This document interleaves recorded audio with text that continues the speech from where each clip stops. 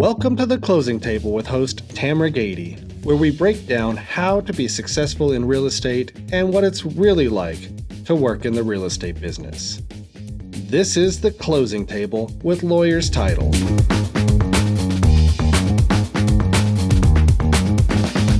Welcome back to another episode. I'm your host, Tamara Gady. Today, we're going to talk about how to generate nationwide leads from social media. But first, if you like my content, you're really going to like my escrow team. Give me an opportunity to talk to you about your title needs. You can reach out to me on any of my social media platforms. I'm really excited to have a guest on today. So when we were doing our pre-podcast discussion, we really dove into a topic that I've been wanting to address on the podcast for quite some time. So Cameron Rushop, top producer with the agency in Dallas, has agreed to join me on the show today to talk about lead generation on social media. But a lot of what we're going to talk about today is really just how do you create those nationwide referrals from other agents and also capture buyers from social media. So Cameron, thank you so much for being on the show with me today. Thank you, Tamara. I'm super excited to be here. I'm so glad to have you here. Talk it over, yeah.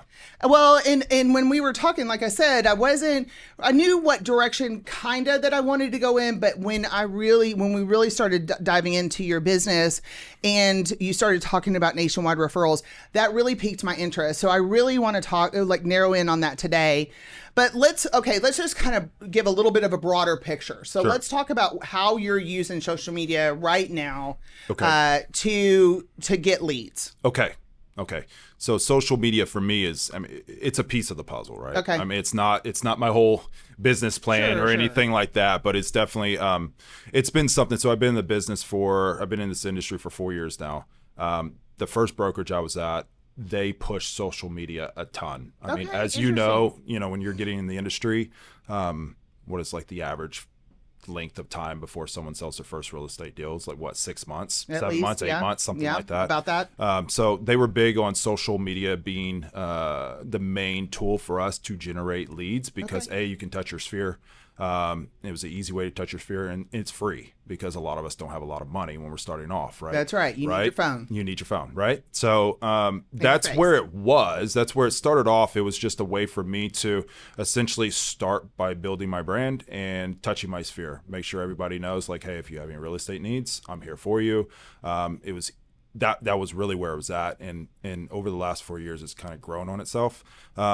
It's definitely a tool for generate leads, but it's been really cool what I've seen. It's just kind of morphed into this deal where I've been able to connect with a ton of agents across the country, and I've been able to generate leads and send deals out and referrals out, and that's been a really cool tool for me. I didn't really think, going into it, I wasn't like, oh, I'm going to try to connect with a ton of agents across the country. It just kind of happened, and looking back, I kind of figured out how it happened, but it's been something I've really tried to latch on to and grow. Well, and let's be clear. So the agency, you told me yesterday, they have over 100 offices nationwide. So yes, there is potential for generating leads nationwide within the agency, but a lot of what you're working on those, but you're also working exteriorly of that. Correct. On your own social media. Yeah. So one of the big driving factors of why I joined the agency in general is because we are global. So we have over 100 offices,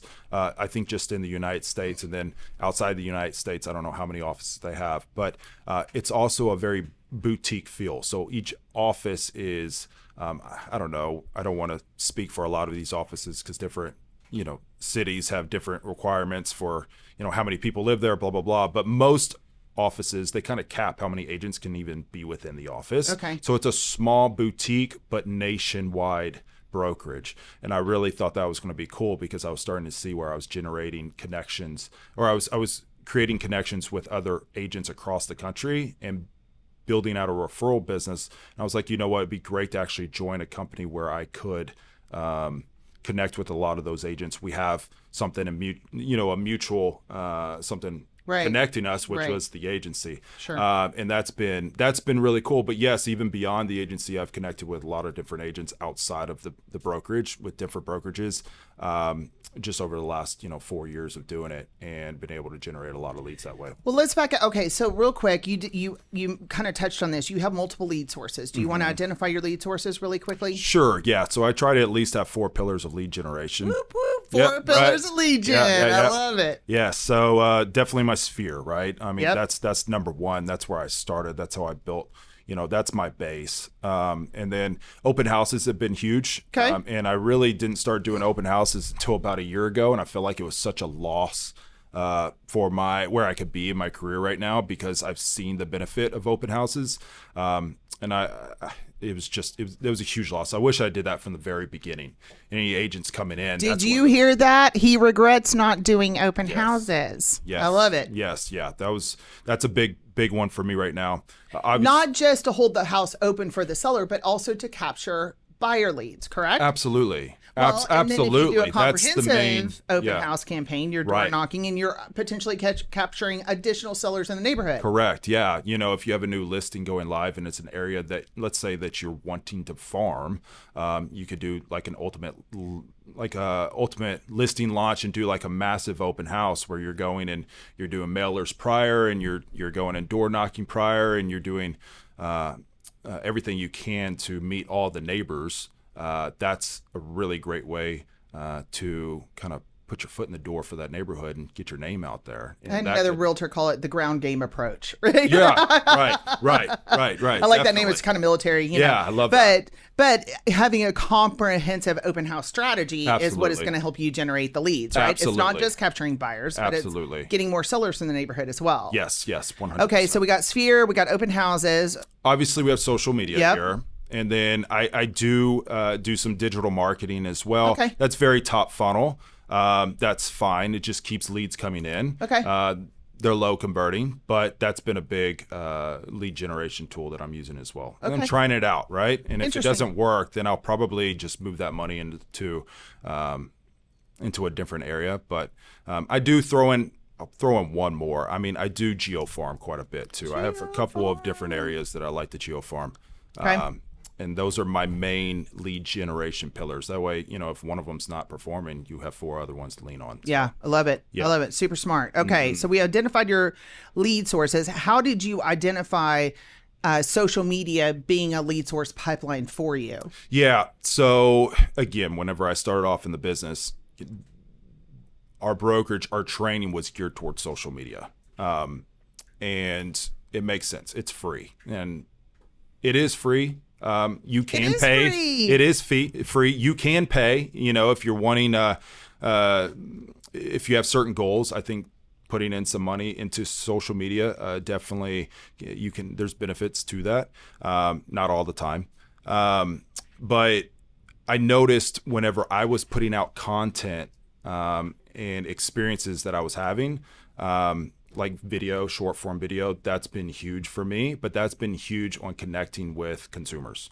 I love that you said that. Okay. Because most realtors are doing social media videos or doing their social media content to connect with consumers. Right. So let's start there, and then we'll progress into the agent to agent connection. Okay. Does that make sense? Yeah, that makes sense. So let's talk about, I want you to talk about how you started getting leads from consumers. Your short form content. Right. Yeah. Short form content's been a huge part of creating, what is the word I'm looking for? Visibility. I mean, you get a high visibility from short form content. Right. And just being able to connect with them. They reach out to me. My DMs seem to fill up when I'm putting short form content out there. Interesting. Okay. I noticed last year I was in the Tom Ferry coaching program, and Tom Ferry put out a challenge where it was going to be like 30 days, 30 videos or something 30 like that. days, 30 videos. And I saw an agent, this was like 90 days down the road, and he was interviewing this agent on his podcast. And the agent said, I did your 30-day video challenge. And Tom asked him, where are you at with it now? He goes, well, it's day 90, and I'm on day 90. I've continued doing it, and I've seen my business 5X. So I was like, you know 5X. what? Right. And I was like, you know what? I'm going to do video. I've never done it before. I am a little like camera shy. I don't see that at all. Well, I am definitely am, and I'm like a perfectionist, and that's the problem. That I do see. Right? That's the problem. And I get that. I connect with that. I feel it in my soul. Yeah. But with that type of marketing, you have to really commit to it. You can't, as a real estate agent, we get torn in so many different directions with deals and everything else that we're doing, that you really have to commit to. I'm going to film this amount of videos this time of the month, and that way you always have content. What I found last year was I was doing it all myself, and I would film 3 videos, and I'd do a video the day I was going to put it out, and then I'd cut it up myself, and before you know it, it was like 5-6 hours, and I lost 5 or 6 hours during that day just to do a video. But the thing is, I was seeing people reach out. I was actually getting leads. Getting traction. I was getting traction from it. So I was like, it works, but I got busy, and then I stopped doing it. And then when I looked back, when I did my business plan to start off 2024, I looked back and I said, why was this quarter and this quarter, I identified where those leads came from, and they were coming from my social media, me doing short form video. And I was like, you know what, I have to do that again. But the problem is I don't have the time to do it, and I am a perfectionist. So I'm going to need to hire someone to come in and do that for me. So I was able to outsource that. And now I have, 1 day a month, and we film out 8 to 10 videos. It takes about 45 minutes. It's super easy. He cuts them up. I get them within a week, and then I always have short form video. And now it's been great because I'll try to mix and match a lot of my content between short form video, branding photography, regular real estate posts, home tours, because I feel like nowadays a lot of people that are very successful in social media, if you look, a lot of them are doing like home tours, and like their whole page is home tours. Yep. You know what I mean? And if you go and look up the agents that are doing all that, I mean, it's fantastic. They're building a huge following, but are they closing any business? I don't know. I think it's very important to actually have different types of content. So wait a minute. I want to kind of back up a little bit, because you talked about a lot of things that we need to unpack there. Mm-hmm. Okay, so I feel like you're just kind of the poster child for all the things to do on how to generate leads off social media. You started doing it. You stopped doing it. You identified that it was a lead source that you dropped. You figured out that, and you were time blocking doing it, but you were running out of time trying to manage it all yourself. Right. You took a step back. You realized that you needed some help, so you hired that help. Right. And then now you have a way that you guys are handling it to do a whole bunch of videos in one day, so that you can carry on with your month the rest of the time. Right. I love it. It's like a mic drop right there. So I think that's kind of where everyone needs to understand. First of all, you can start simply, right? I talked about this on one of my last podcasts.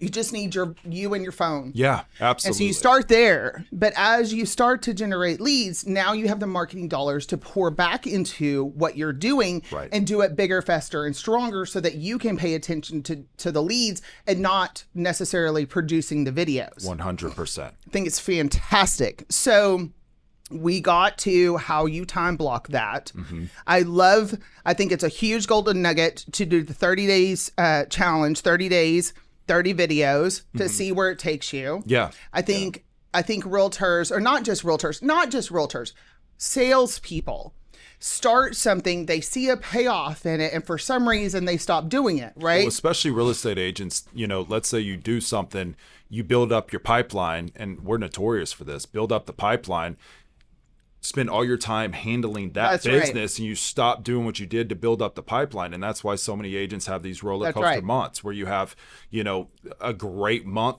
2, 3, 4, 5 closings, and you have nothing for 2 months, and you have to rebuild it. So it's one of those things, like, if we're not generating leads, like, what are we doing? Because it's all about building your pipeline. And to have a little bit more consistent of a pipeline, I think would take some pressure off, right? 100%. Can you tell us what was your highest, or what piece of video, what was the content that generated the most attention?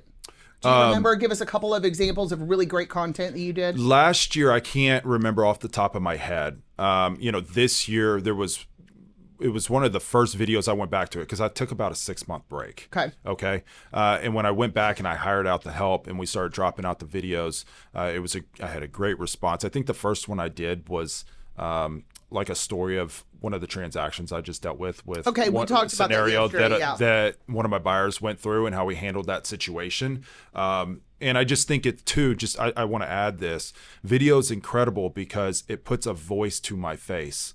If all I'm doing is posting pictures of real estate, pictures of like branding, photography, and everything else, I'm not humanizing myself. So I love it. You know, so you have to do Everything that. Everything you're saying is so important, right? You have to come out from behind the graphic. Yes, 100%. Right? It has to be more. There has to be more to than you just posting pictures of your open house, pictures of the award that you just won. You have to come out from underneath that content. Yes. And educate and provide value, challenge solution content. I love challenge solution content. Right, 100%. And that's directed to the consumer. Right? That's not directed to the real estate agent in Seattle, but in a sense it could be, right? They know, they look at it and they're like, hey, he knows what he's doing, blah, blah, blah. But, you know, I think it is definitely very important to put your voice out there. So that content started generating the leads. That was lead generating content. Okay. For sure. So challenge solution content,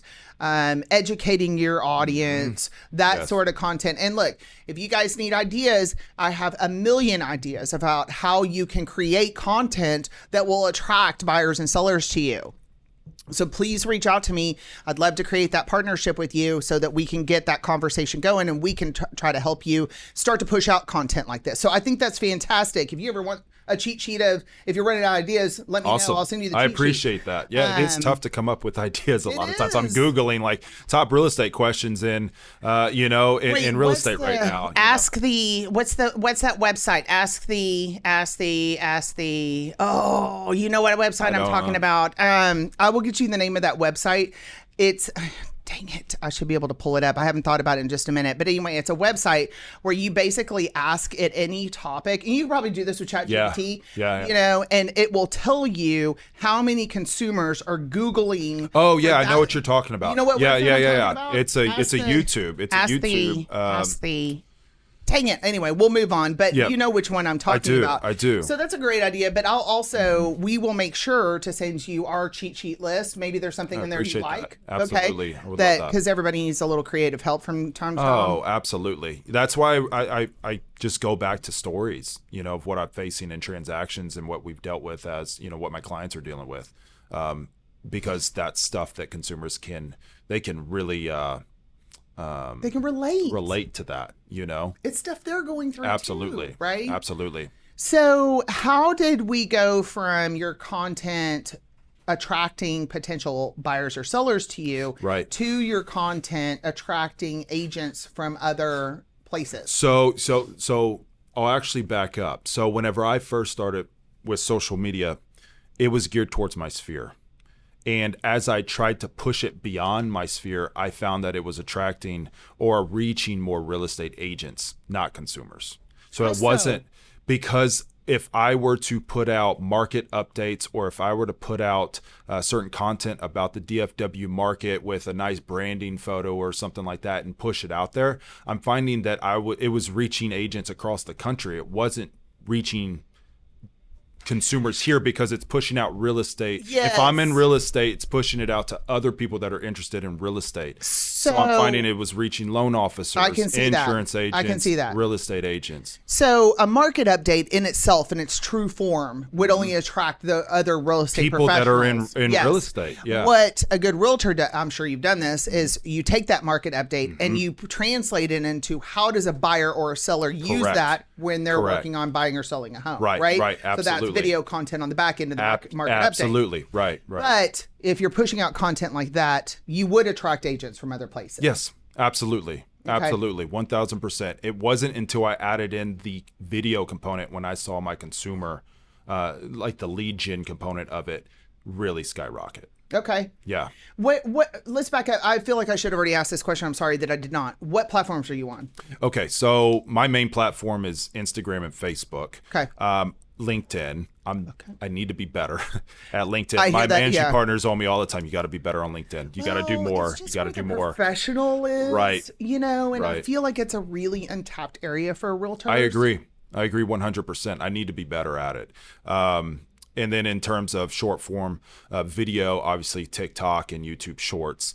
I'm not sure what's going on with TikTok right now, but I haven't been pushing out as much content on there. I like it a little more from YouTube Shorts right now. What's wrong with TikTok? I'm just not sure what's going to happen with it. Oh, You know what I mean? In the future. It's going to be fine. I yeah. truly believe it in my soul. Yeah, I watch yeah. too much TikTok. I know. Everybody does. We all do. But mine isn't real Waste estate a lot related. of time on TikTok. Yeah. I refuse to let realtors be on my TikTok. All mine is all real estate. Yeah. That's all it is real estate. So, That makes sense. Yeah, right. absolutely. Okay, but really, Instagram and Facebook, Those are my main you're platforms. heavy lifters. Okay, Yes. and I Yeah, can see 100%. most of that being on Instagram. Mm-hmm. Instagram's been incredible for reaching new audiences. My Facebook, not as much. Now, for Get some that. reason, my Facebook I'm getting maybe 10, 15, 20 Facebook friend requests a day right now. I don't know what Facebook's doing with Oh my goodness. yeah, it's just pushing me out a ton, and it is all local people. Okay. I'm not really sure if I'm doing anything to warrant that, but it's happening. It's been happening for about 3 months now. It's kind of weird. Yeah, but I think Instagram is such a better place for I agree. what we're talking about today Right. because to it's reach just new audiences, yes. Instagram's been incredible. And I'm not afraid to boost certain posts when I feel You're like cheating. it's needed. That was my next question. I'm sorry. I'm sorry. No. Let's go ahead. Okay, Yeah. so the next question was, do you pay to boost your content? Let's answer that question first because the answer is yes. It is. I do, but I probably only do on about 25% of posts. And they why? are only certain posts. So like if I do a just sold or something like that, I'm not going to boost that. Yep. If I do a video that's, a short form video or something like that, I'm not going to boost that.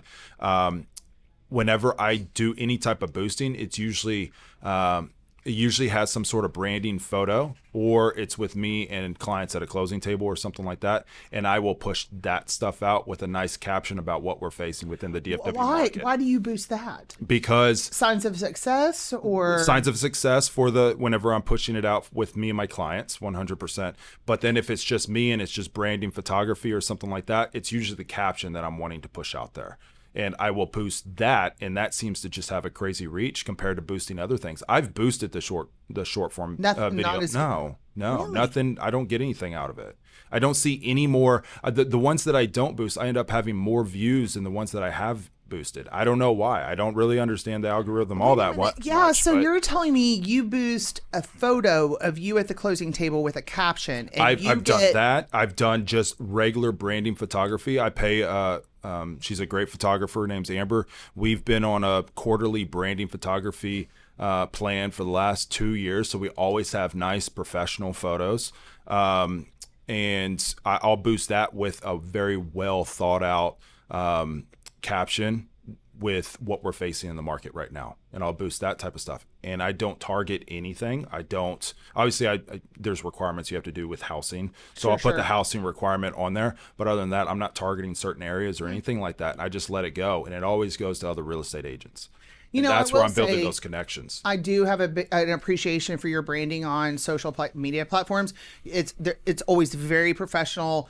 And I try to do a little bit of everything. Relatable. I try to do a little bit of everything, that's what I right? mean. Like you still look Yeah. really relatable. It's not you in the mirror with an iPhone taking a picture Oh, of your no. No, I have an appreciation because look, and Amity, don't put this in a reel, but I feel like real estate professionals, like as a whole, when they go to present themselves in a consumer facing way, meaning they have an opportunity to get more business, I find, and I'm going to get booed for this, that I feel like they dress too casually. Mm-hmm. I'm very much a dress for the business I want to go, and I dress to impress every day. Right. I don't expect other people to dress the way that I dress. It's just how I dress. Yep. But also, I like that your branding is. I guess my point in this is that your branding is still incredibly relatable. You look like a guy you want to work with, right? Right. But at the same time, it's still incredibly polished. It's incredibly professional, and I just really think that's a smooth blend on your part. A